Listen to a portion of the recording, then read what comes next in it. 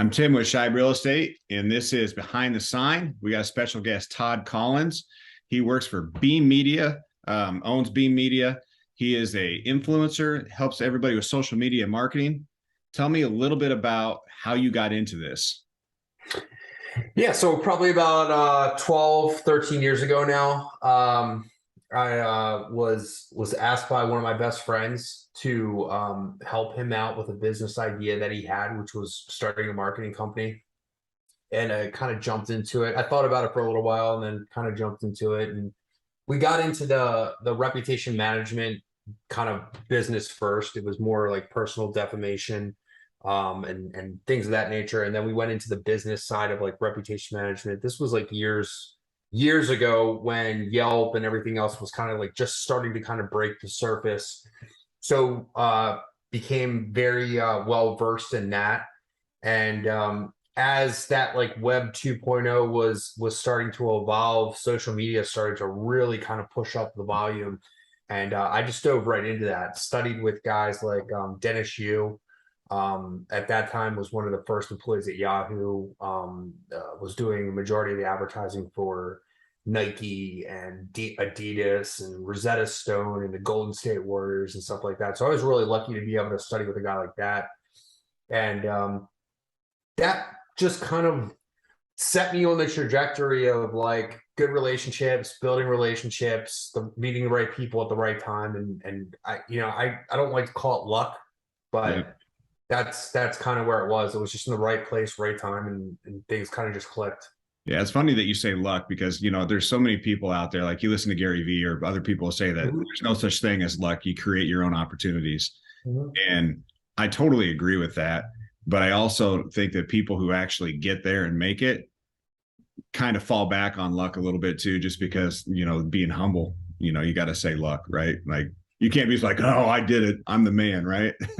Yeah, I think like as I've gotten older, I've also kind of the humble side is kind of increased. In your 20s, you're, maybe I'm so called that now, but in my 20s, it was real cocky, real, real aggressive, real abrasive, and you have to understand, I grew up playing sports and especially in the 80s and 90s, especially in the 90s is like when I grew up, and me too. We were very rough edged. All of us were, this was during the times of, the best time in hip hop ever, between the East Coast and the West Coast. Everybody was aggressive and abrasive, and it was very widely accepted as that was okay to be like that. And then I think luckily, like my age has gone with the times changing as well. So like I've kind of chilled out a little bit. I'm not as abrasive as I once was, but I still think I'm more abrasive than the average person out there. And everybody seems to say that same thing where they're like, God, just like the way you say stuff. And I'm like, because everybody wants to, right? Like, yeah.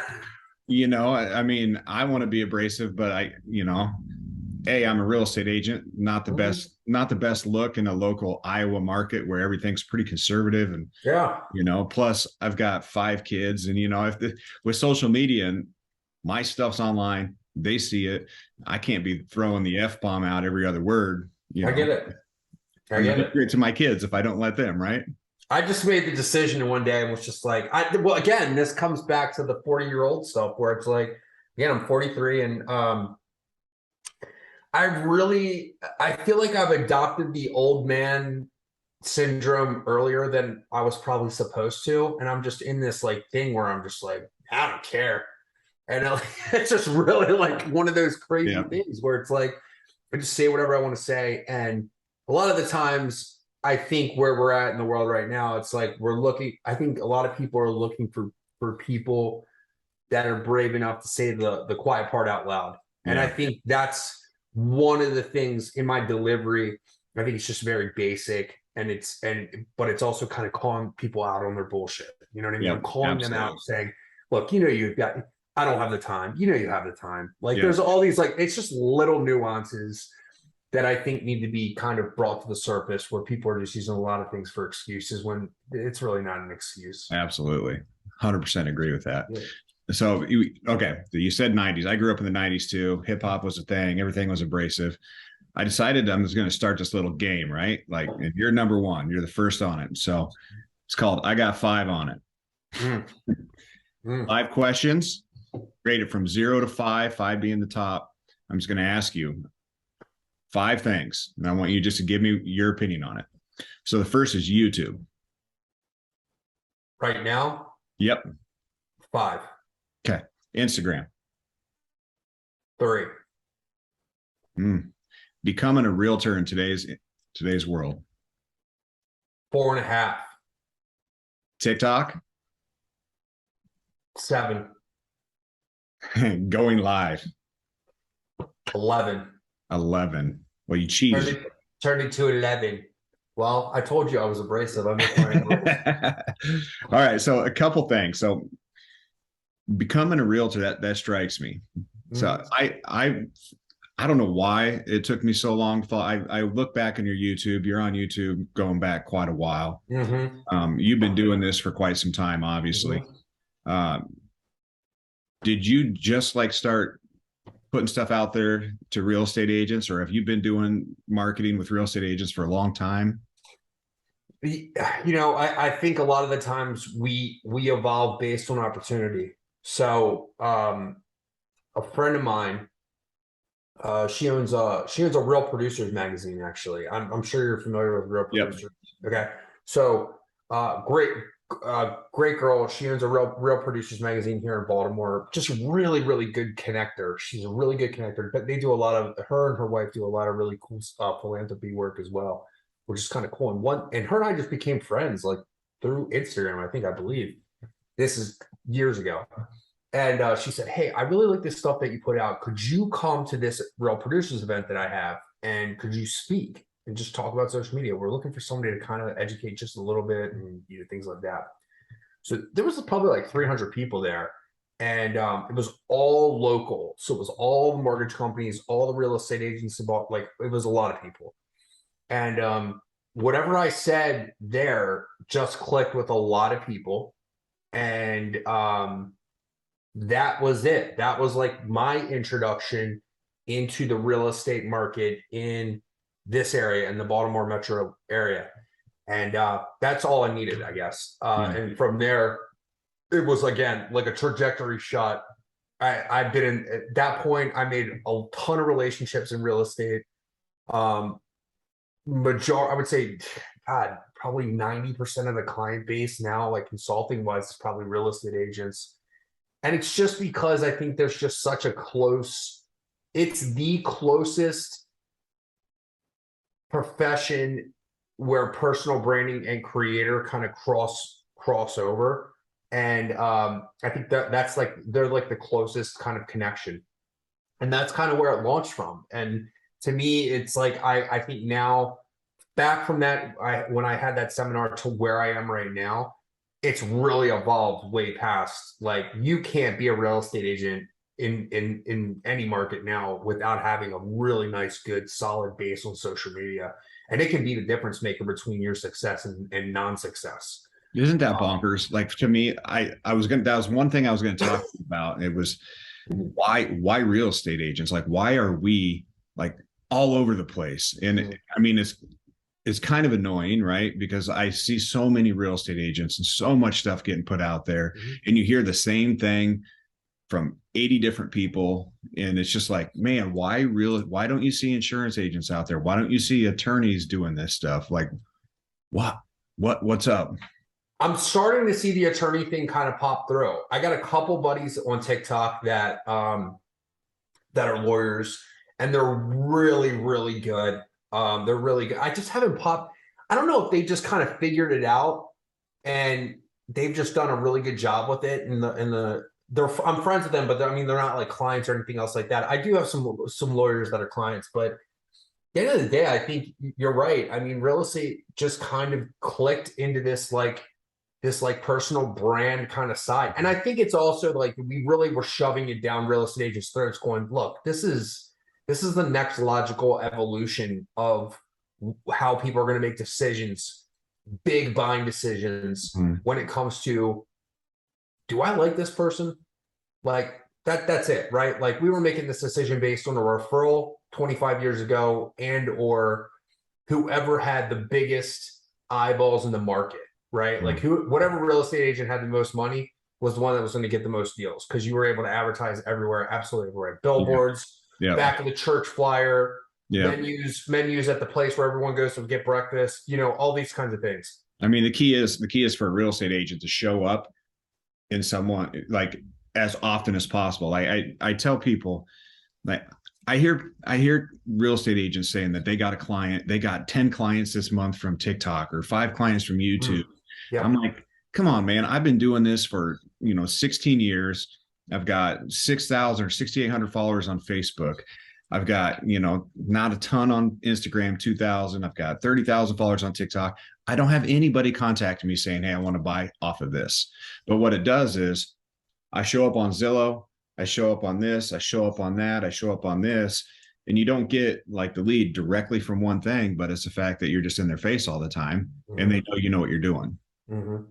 Yeah, I mean, it depends on where you want to spend most of your time, right? Like the people that are probably saying I'm getting 5 to 10 leads from social media, if we were looking at like the equity that they invested in how much content they're putting out, the amount of time that they're spending within the app, how much time they're spending engaging with other people, how they're crossing over the real world to the digital world, those types of things, and the type of content that they're putting out. If we were to kind of analyze that, that's where the difference maker comes. Because I have a ton of real estate agents, and I mean, they screenshot stuff to me all the time, like clients, like consultant clients, where they'll screenshot stuff and they'll send it to me and be like, I cannot believe I got a lead. This person literally just said, I saw you on Instagram or I saw you on TikTok. I want to hire you as my real estate agent, this, that, and everything else. And then when I say, what's the return on investment? Obviously that's a key performance indicator for us. That's letting us know, okay, what we're doing is working organically because we're not running paid ads, right? We're just putting out educational, valuable content that's entertaining at some point sometimes. And a couple of them will be like 7 grand, 9 grand, 10 grand, 11 grand, depending on the price of the house. And just like, dude, what a hell of a return on investment, right? Just making a piece of content and putting it out there. So it's definitely happening for sure. And I definitely get some leads, right? Like absolutely some leads, but I think it's more of the big picture. Like I think a lot of people don't realize like what you're really accomplishing with it. Because it's like you could say, hey, where'd you get my information? Oh, I got it off of Google. I looked your name up. Well, the next question would be, well, where'd you get my name? You know what I mean? But nobody asked that question. Nobody asked that question. I mean, you know that. Like, it's like we get so excited that we get a lead that, I mean, this is anybody. You get a lead and you're just like, you forget rolling past that question of like, by the way, how did you hear about me? Like, it's sometimes now with me now it's a little bit different just because I don't really advertise anymore. Really, it's just about like organic stuff, and most of the time it is. I very much operate like a real estate agent now, like very minimal digital advertising, just not something that that our agency or myself really need to do at this point anymore, because I've invested so much time over the last 11, 12 years. And that's what gives you the freedom to be able to do that. When you go, okay, I'm going to do this without any expectation of success, but I'm going to stay super consistent with it. Like so consistent that people are going to be like, why are you still doing this? That's how when I went into this, that's how I went into it. Like literally was like, people are going to be like, I cannot believe you're still putting out that much content. And I'm just going to be like, okay. Yeah. And that, one thing, so I listened to a lot of Gary Vee back in 2015 through 2018. And, I got to the point where I was listening. I've heard everything multiple times, so I kind of backed off a little bit. But one of the things that caught me on there was I had a meeting so I got big into Facebook. And like 2012, 2013, it was luck, right? I'm messing around on my computer. I'm like, oh, Facebook page. And then a few months later, I'm like, oh, $20, I can get in front of 20,000 people. Screw it. And I don't know. I just found it. And I was the first one in my market, in my opinion. I was the first one in my market that just started like, I'm putting $50 to $100 on this thing. You mean Yeah. all my likes I can invite to my page? Like what? So I was doing all this stuff and I was boosting stuff and having a lot of success. And my broker at the time asked me to come in and talk to the whole group about it. And my first reaction is, hell no, I'm not giving away my secrets. But then my second reaction was, I don't give a crap because they're going to fail one time and quit. Yep. I'm going to keep doing it and keep doing it. And that's evolved into Instagram. It's evolved into TikTok. And it's like the amount of videos I make jokes is I'm like, man, if anybody looks at my camera roll, they think I'm the biggest narcissist in the world. Same Because here. you got like, it takes 10 shots for one video and you don't erase them. I end up just deleting my entire camera roll because it's all saved on Google Photos just to get it off my camera, off my phone. Yeah. Real creators roll with the 1 terabyte iPhone. Yeah, I got the biggest one I can get. So same here. I'm still waiting for my new one. They're like, I went in and I was like, hey, I'm supposed to get the new iPhone. Because I have this plan where like they just give you the, like on Verizon, where you get whatever new iPhone comes out, you get it. And I walked in immediately. I walked in. I'm like, I knew there's no difference between any of these cameras and phones. I don't care. I want the new one. And they were like, well, which one do you have, Mr. Collins? And I'm like, the 1 terabyte. And they're like, oh my, I don't even know if you can get those now. Like, right? What? So yeah, see, that's a great point. You make a great point right there.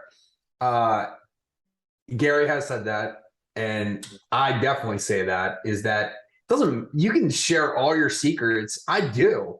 Like I share everything on my social media. Like you could go, that's like a library of content where you can go back and find everything.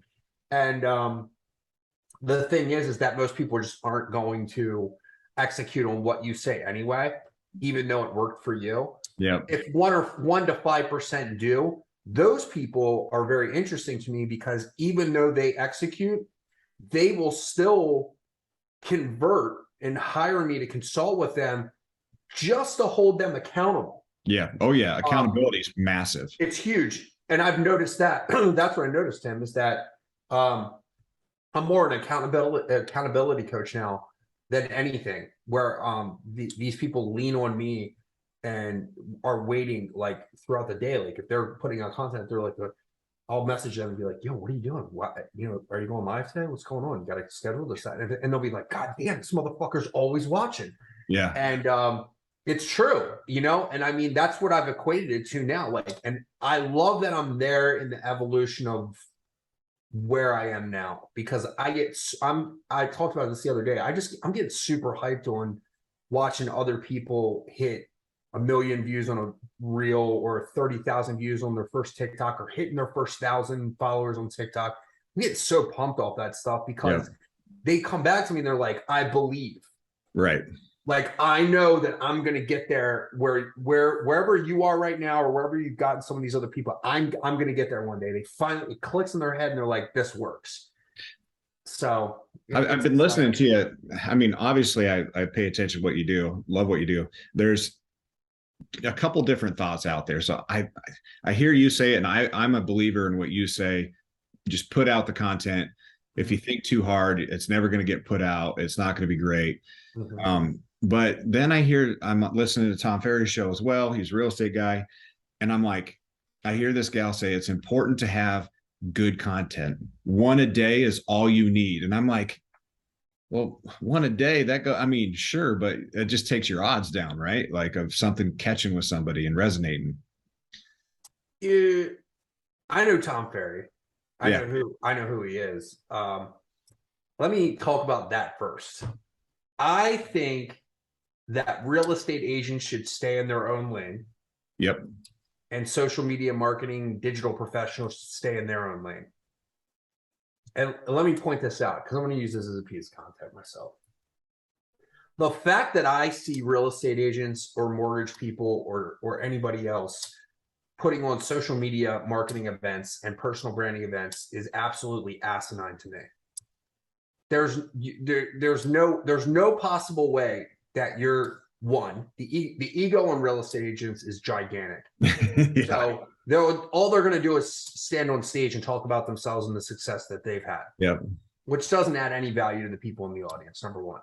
Number two, none of them have really been doing it long enough to be able to know what these people are dealing with. Again, When you go and you help these people, you need to ask them what their problem is and solve their problem at that moment. It's not, they don't need a full on social media marketing breakdown of whatever it is. It's what works for that particular person. So that's the first thing. Stay in your fucking lane, real estate agents. Okay. You don't see me putting on real estate events and talking about how to buy a goddamn first house. So, okay. Because I don't know. I get it, but I don't know. Just like you do social media, but you really don't know the true details of it. No. I put all of you in Business Manager and said run an ad properly and make sure that the pixelation is correct on your website. Make sure that you have the right funnel built up and your plumbing's correct on your site as well. You're gonna be like, huh? And I'm gonna be like, that's exactly why you don't belong on that stage. Yes. That right there is why you don't belong on that stage. Okay, so that's my first thing. Stay in your own lane. Number two, I agree with what she said. One, when people ask me how many times should I post a day, I say more than 0. Right. So I slightly agree, but slightly disagree. When I say more than 0, that's my lazy way of saying, I don't care how much you post a day. That's up to you. Right. You make that decision. So when Gary says 4 and Jenny says 1 and Billy says 3, there's no magic number. Right. No one is proven that there's a magic number. In fact, the platforms, especially TikTok, has come out and said, we don't make any decision on growth based on how much you post a day. It's based on per content. That video, you could disappear for 2 years and then post something and it go viral.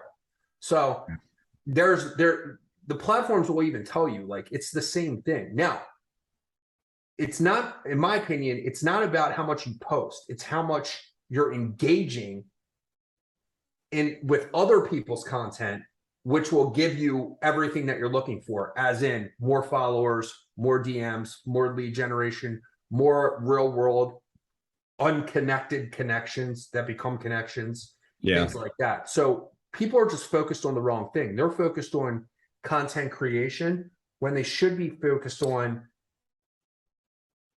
communication and engagement.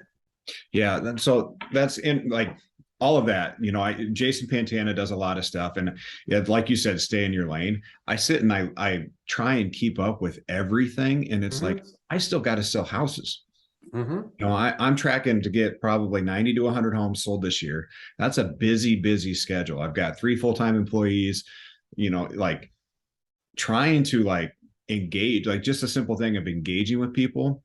You know, I had an assistant at one point, and I was like, hey, a marketing assistant, I'm like, I want you to comment on as many posts out there as possible. And, you know, it's a simple thing of, well, I don't know what to say. I don't know what to ask. And I'm like, I don't give a crap. Just say something that's not going to get me in trouble. That's it. But the problem is like, you have to just take the bull by the horns and do it yourself. You do. You have to do all this stuff all the time. It's like, man, like, whoa.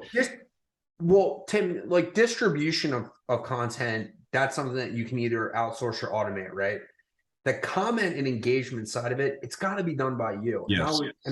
So somebody asked me this the other day, right? Like I have a huge mortgage company that I work with, I've taken all these people inside this mortgage company, all these loan officers, right, that have never done real branding, personal branding for themselves ever. And I've started working with them. And I have some of them in there that have never done this stuff before. Now, this is their number one lead generator for themselves, number one connector for themselves. Some of them have had millions of views. Some of them got 30, 40,000 views. They're growing, they're going live, they're doing all this stuff. So I've watched these babies, right? I watch them from birth and raise them into where they are all right now. And that's really exciting. My point in that is one of the things that I make them do is before you post your content every day, you have to go in and comment on at least 15 to 30 posts of people that have a larger following than you, more leverage in the market than you, okay? And comment with them throughout the week, whatever it is. So they'll go into real estate agents that have a larger web of communication than they do on their own platforms. They'll go in, they'll engage with those people throughout the week. Then they'll DM them and say, Hey, I want to send you a free gift. Not, I want to go meet for coffee. Not any of this stuff. Hey, I want to send you a free gift. What's your address?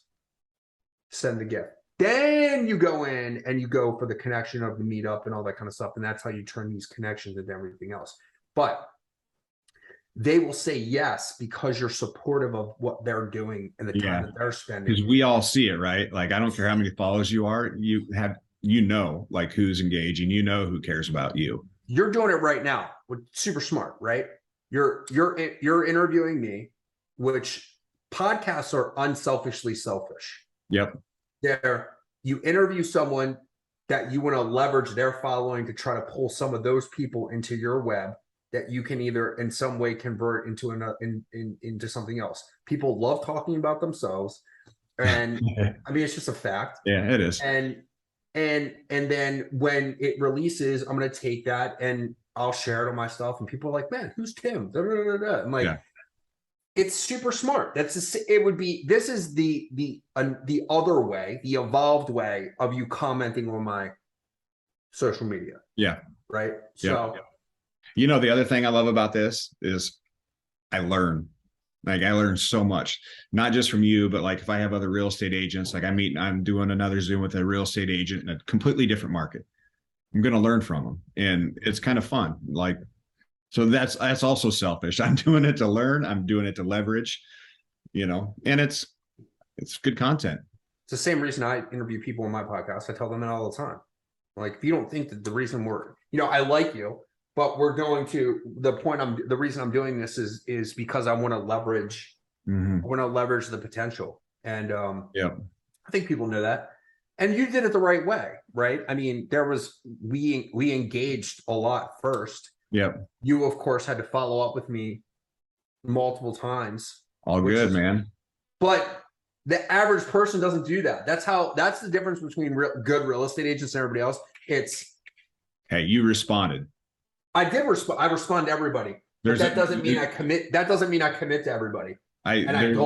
There's a couple people I've reached out to, and 0 response means you get no response back from me. Like, because there's so many people out there. I don't need someone who's a big timer. I like people who are sincere, who are right there. Yeah. And you got back to me right away. I was like, hell yeah, this is perfect. I very rarely say no to these things because I remember people saying no to me. Like when I first started all that stuff, and I was like, what a dick. Like, but you can leverage me too, right? But I would just always be like, what, you can't find 30 minutes or whatever, right, just to fucking chit chat and like create a relationship and a friendship. Like, you can't do that. Like, come on, man. Yeah. So I very rarely do that. And I always try to make sure that I answer everybody, either a response on the post, or if somebody DMs me and asks me a question, I try to ask them. And that goes a long way with people, man. Yeah. I mean, some people, like a girl yesterday, I followed her back. She just started her own marketing thing. She's got like 100 followers or whatever. And her message ended up in spam. And I messaged her back and followed her back. And it like made her day. And I'm like, the fact that I followed you back made your day. I said, I appreciate that. My ego is not that big, but yeah, I was like, that's cool. That's what it's all about, right? Yeah. Now. So so has there been a moment in your career where you were like down in the dumps, like just trampled on? Simple yes or no would even work. I'll give you a simple yes multiple times. Yep. I've just put out a quote yesterday. Muhammad Ali said, you probably saw this quote. I put it out as a tweet. I did. Muhammad Ali said that he didn't start counting his sit-ups until it started to hurt. Yep. So real estate agents are probably the closest thing next to like car salesmen and people like that talk about your ups and downs, ebbs and flows, especially right now. Yeah.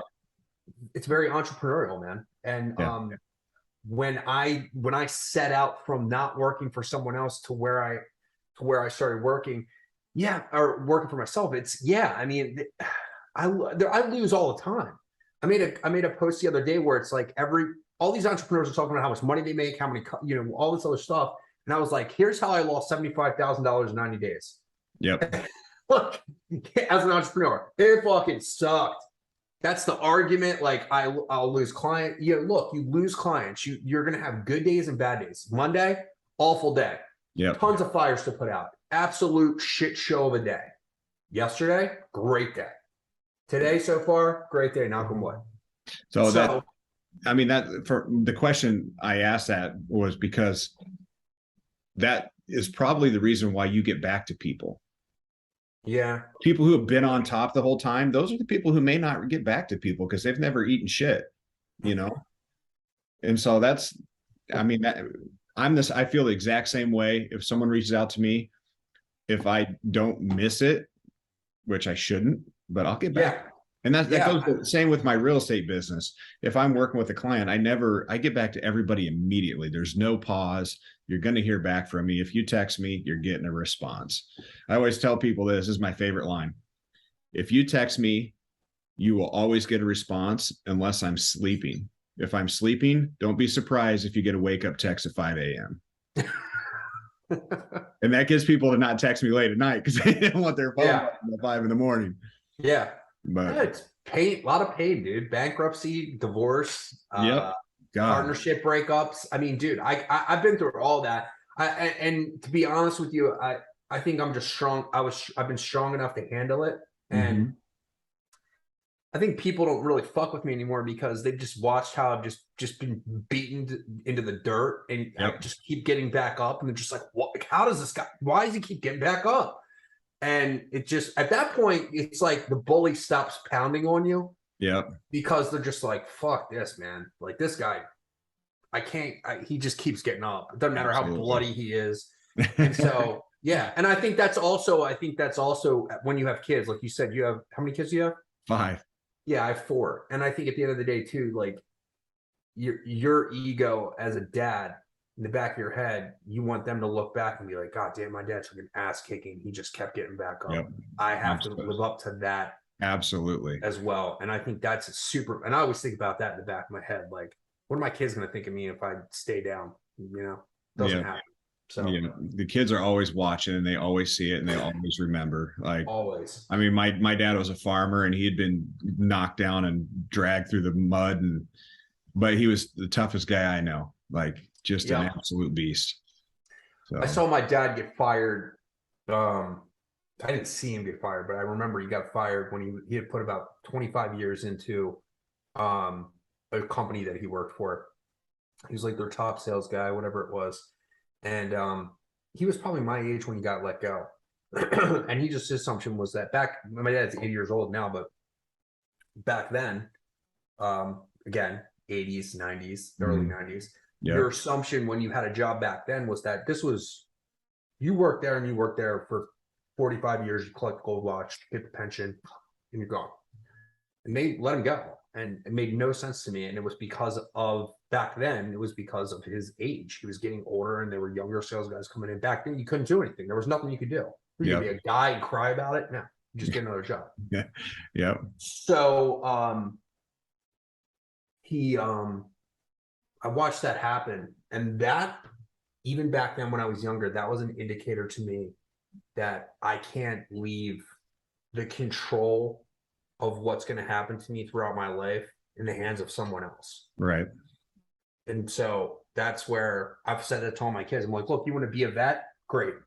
You want to be a veterinarian? Great. But have your own veterinarian, practice. Yeah. You want to be an attorney? Great. Have your own attorney law firm. Yeah. So in control, be in control of where the money comes from, who's managing the money, and everything else like that. And so that's whatever you end up doing, you can still be an entrepreneur. Yeah. And that was my lesson. That was my wake up call all those years back then. And you still remember like it's yesterday. Like it was yesterday. Yeah. And my dad said that. He was like, was I a good, of course you get older, you start asking like, was I a good dad? Yeah. Oh yeah. Dad, I was like, Dad, you're the best dad in the whole world. And I said, be honest with you, a lot of the things that you did for me were just things that I was watching. And there were lessons in there thinking back now where I'm like, man, there are a lot of indicators where it was like, man, those are things when things clicked. And it was just when it happened, and you just remember those traumatic things like that. And so, I told him, I was like, yeah, you did a ton of stuff, man. I wouldn't be where I was without you. Yep. So, Yep. pretty cool. Well, one last question, because I know you got a busy schedule. Yeah. When did the switch flip for you? When did you go from here to here, and what took you there? That's interesting. Originally, when we had the agency, my business partner at the time, who was my best friend at the time for 30 years, this is a very emotional conversation part, because we're no longer friends and we no longer work together. He said to me, he goes, dude, he's like, you have all this knowledge, everything else like that, you should share it. And I was like, okay, cool. So he was the one that pushed me into the personal branding side of things. And the click part happened. And I will tell you this, like the trajectory, and I think this is what you're asking. You're asking, when did things just go? You started to see kind of go like that. That happened as opportunities arose, and I was smart enough to document some of those opportunities, which led to more opportunities. But I also was smart enough to be watching where people's attention were going, kind of like before they got there. And just like, and I hate to like compare myself to Gary, because I'm actually friends with Jason and D-Rock and all those guys. And and it's just really funny how it all works out. Because then I had stuff on Team Gary Vee, and it just, all these things kind of, that was another trajectory point, a jump point for me as well.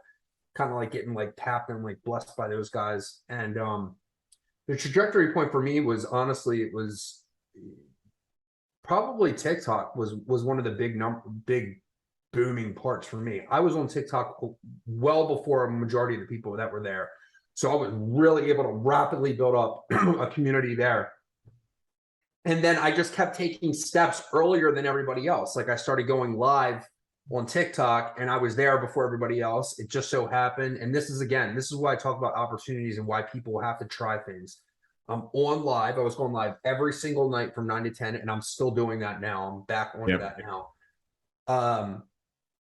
Somebody from TikTok was in my live. They reached out to me and said, hey, we want to do this documentary kind of thing on you. We want to start interviewing you. We want you to come onto this live for us. I mean, it was, again, just opportunities and blessings. So I would say like that was kind of like the trigger point for me, was probably about a year and a half ago, 2 years ago. It finally started to pay off. Yeah. Well, that's 8 years in. I get it, man. I get it. Like so were you on TikTok when it was Musically?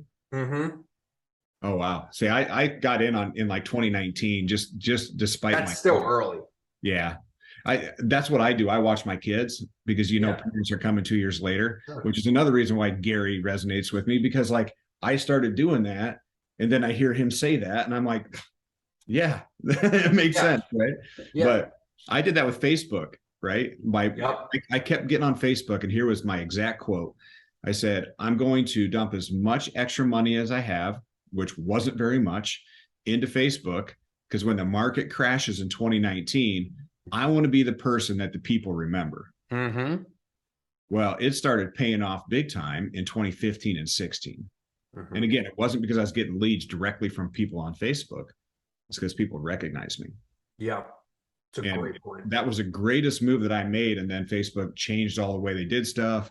It cost way more money. And then they had to, like, everything that you post on Facebook and try and boost, you have to do equal housing. So you can't target anybody in real estate. They fucked you guys. Big time. Because posts that don't have anything to do with the house, and I can't boost it to the people I want to boost it to. So it is what it is, man. Just got to keep grinding. They've done a great job of alienating their users.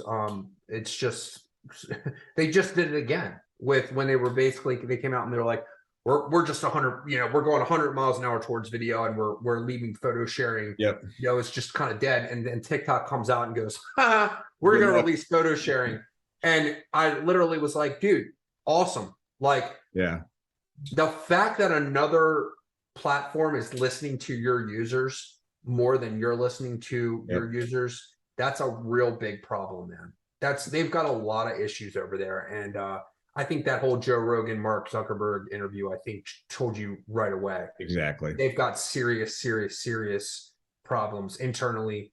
managerially, ownership wise, it's a goddamn mess. Yeah. And Well, I'm just not excited. And that's why I rated Instagram so low, because it's just not, my kids aren't excited about it.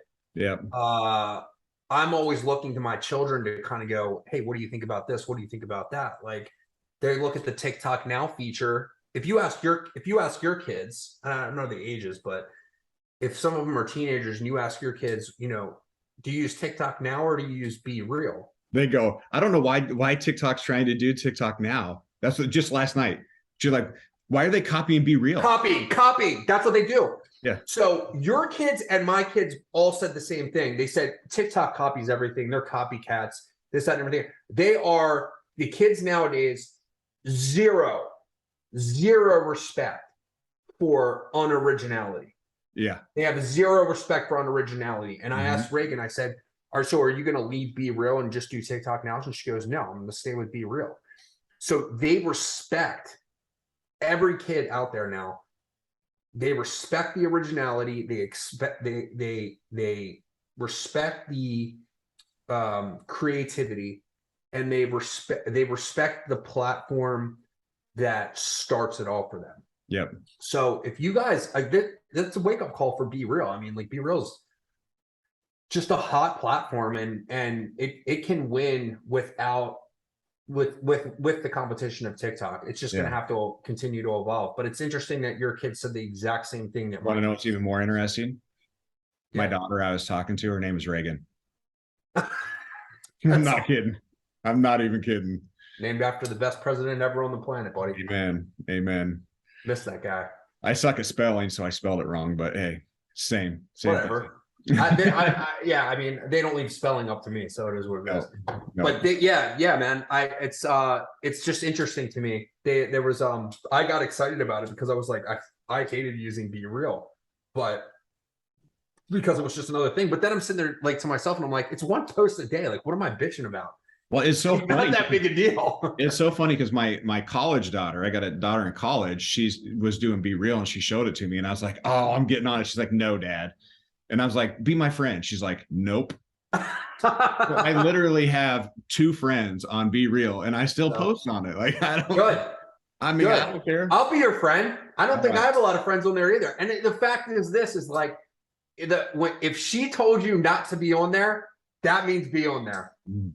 That's why I got on TikTok. I said, I'm going to be TikTok famous before you guys. That's right. Like my 4th post, I had like 900,000 views. She had friends at different schools where all the boys followed me. And she's like, oh my gosh, all the boys follow you from this school. And I'm like, that's hilarious. See, that's just so funny, man. Cause I answered the door. I was at my parents' house, and my son and I were there, and I opened the door. Some of my son's friends from their neighborhood were there. And I opened the door, and the kid at the door, my son comes running down the stairs. He's 15. And the kid at the door goes, he looks at me and does the point. And I'm like, what's up, buddy? And he goes, I follow you on TikTok. And my son Logan is like behind me. He goes, what the fuck? Like, he's like, and he like looked at the kid, and he goes, you don't even follow me on TikTok. Crazy world we live in, oh man. Dude, it's and that's what I talked about the other day, the invisible followers. You don't know who's following you, dude. Who knows if that kid ends up launching a gigantic company one day and hits me up and goes, hey, I remember watching you, blah, blah, blah, blah. So, dude, I'm all about investing in, this is all long-term investment. And that's where real estate agents should keep their head at, is that this is all long play. Don't have an expectation of zero success. That way you're never going to be disappointed and let down. Stay consistent, be funny, have fun with it. Don't take it too serious, but be serious about the consistency. Yeah. And from there, you'll be okay. Absolutely. Well, hey man, I'm going to wrap it up. I really appreciate it. Hopefully we can do a follow-up another time. We'll stay in touch. Send me your number if you want. We could stay in touch that way too. For sure, man. I appreciate it. Thanks a lot, Tim. All right. We'll talk to you later. All right. That was an amazing interview with Todd Collins. He's a social media influencer. I don't know if he calls himself an influencer, but he is. He influenced me. But he's a marketing person. He gets out there and he helps people with their social media. Make sure you give him a follow. Check out what he does. If you like this interview, make sure you come back for more. hit that subscribe button, and we'll see you next time.